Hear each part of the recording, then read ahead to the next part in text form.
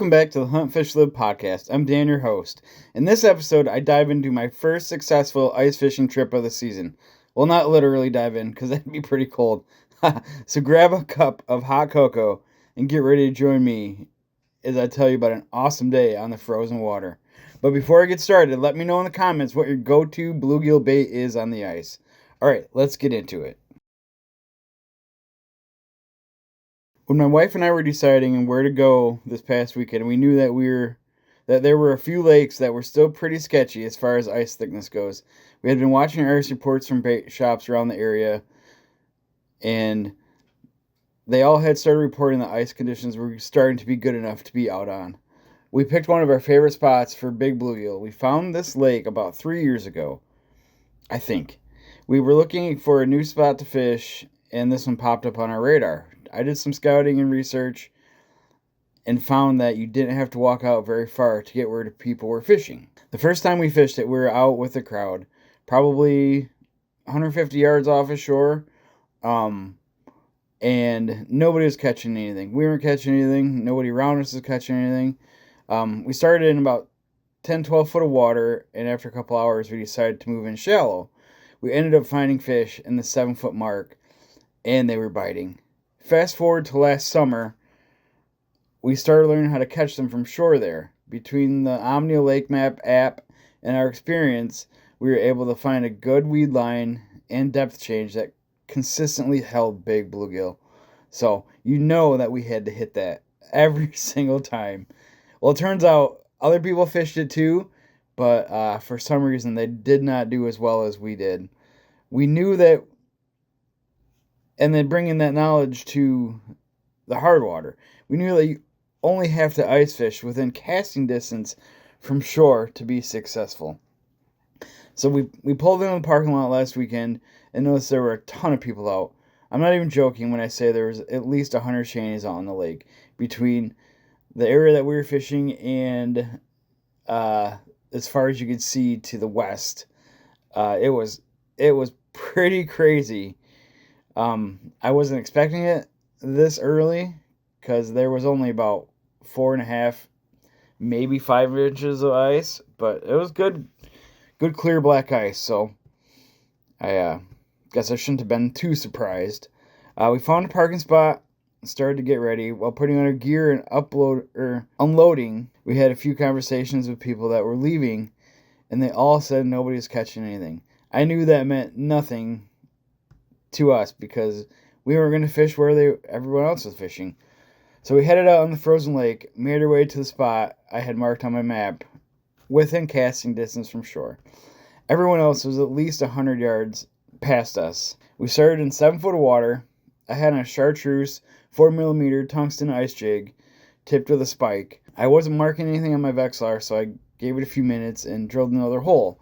There were fish in this hole, but it was still in that 7 foot mark. Throughout the course of the next hour or so, I was able to bring 12 very nice bluegills into the hole, or out of the hole, and I've just basically, you can do it without a Vexilar.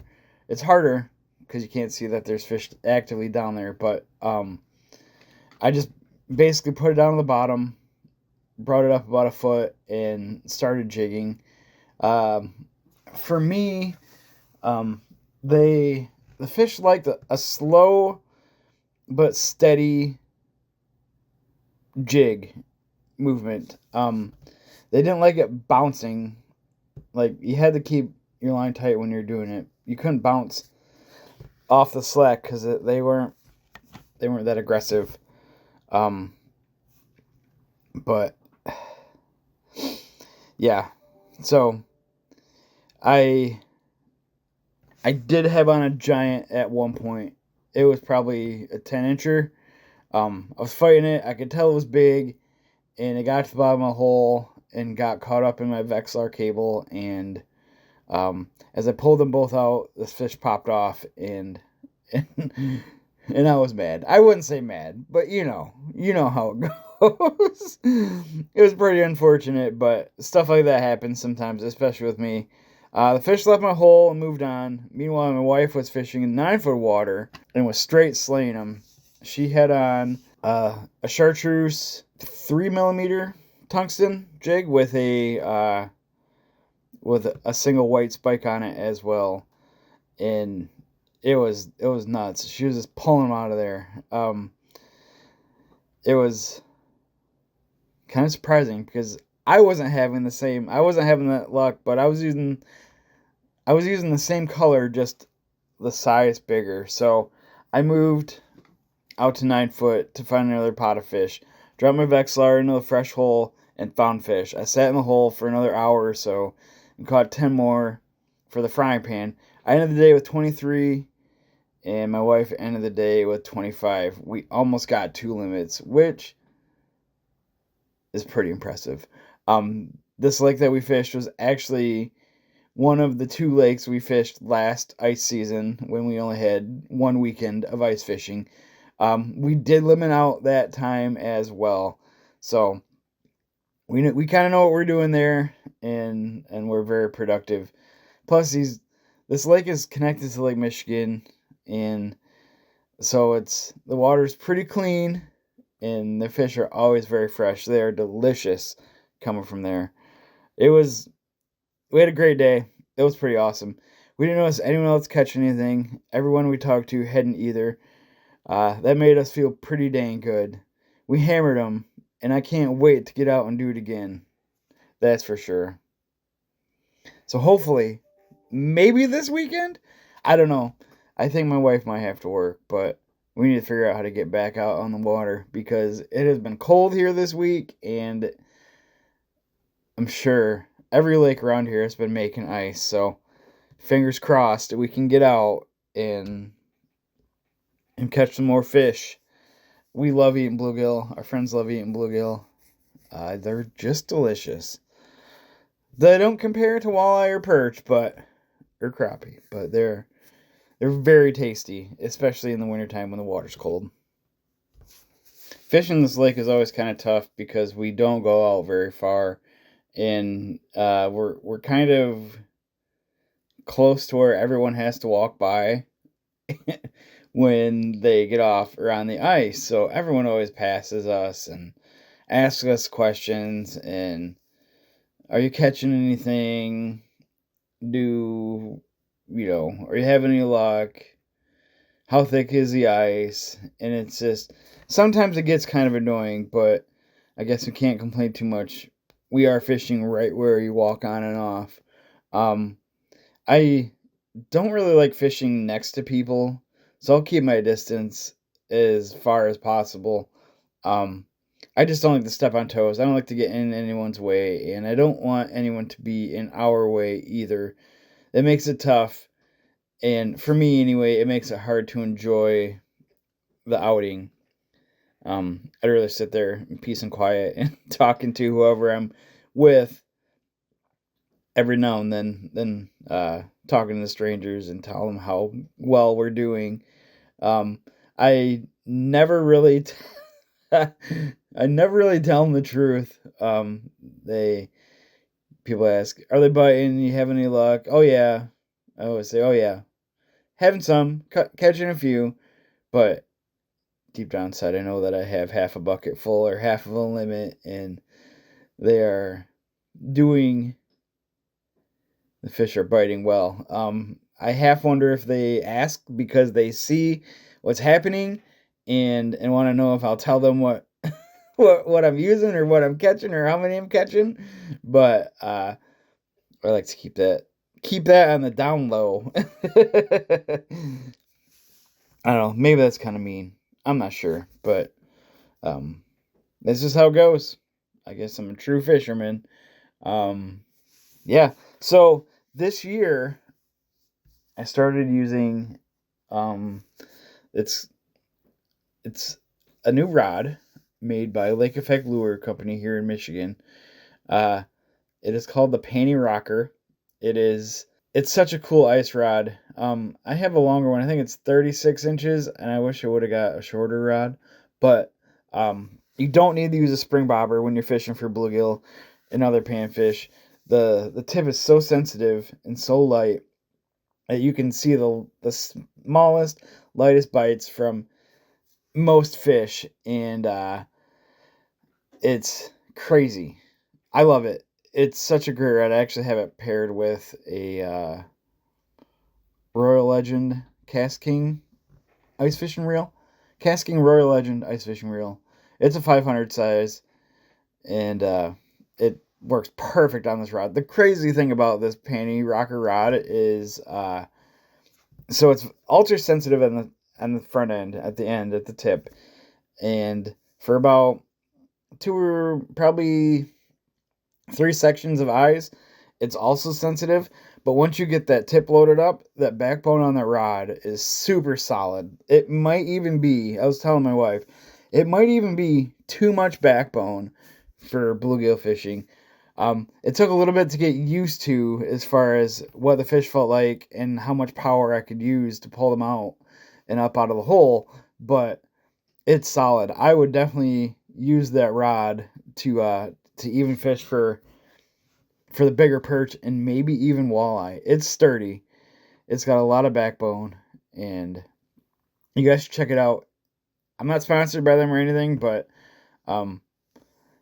Lake Effect Lures, the panty rocker, it's a green handle. All their rods are really good, but this panty rocker is something special. I love it. I kind of want to buy another one. So, even though I don't need it, but yeah, it's a great rod. Very sensitive, but strong. You will not be disappointed. Matt makes a ton of great lures. He does all his own tungsten. They have 3mm size, any color that you'd ever want. Lots of combinations, lots of kits. 3mm to 5mm in size. They have like a jig and minnow type baits, and they have plastics. All the plastics that you'd ever imagine. They all have their stank sauce on them, and it's a garlic based scent, and it's potent, and they work. I'm trying to use plastics this year. Moving forward, I had to put a beat on them first. Just to know that I can still do it, but from now on, plastics only, and we're going to see what happens. I have faith. Maybe this year, well, hopefully this year is my year to start catching fish on plastics, and only plastics. That's my goal. Goal for the year, panfish on plastics, no lead bait. With ice fishing getting underway, I've got a few goals this season that I think are pretty reachable. Ice is getting good. Ice is good. I'm happy to say.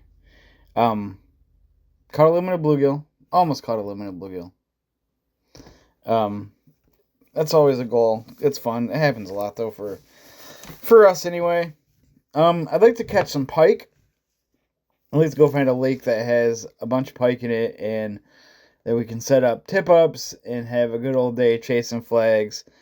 There used to be a lake around here that had no size limit on pike, and we would go there and spend the afternoon and just catch pike after pike. It was so much fun.